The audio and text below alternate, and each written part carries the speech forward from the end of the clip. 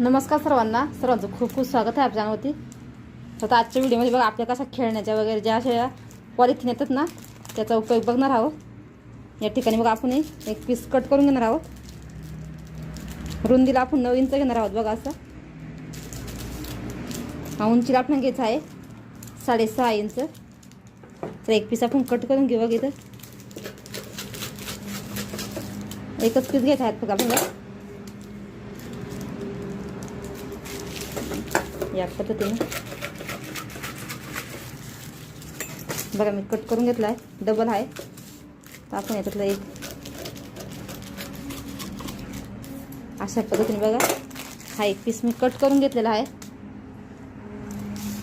त्याच साईजचा आपण बघा इथं एक गोणीचा आणि इथं मी बघा ब्लाऊज पीसचे जे आपले कपडे असतात ना ते बघा इथं डबल फोल्डचं एक कापड घेतलेलं आहे. 9 इंचाची आपण चेन घ्यायची आहे.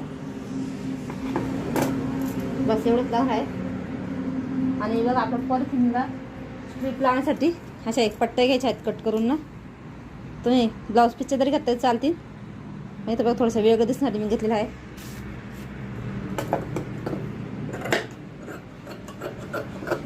बघा आपण असं 1.5 इंचाची पट्टी कट करून घेतली आहेत मी.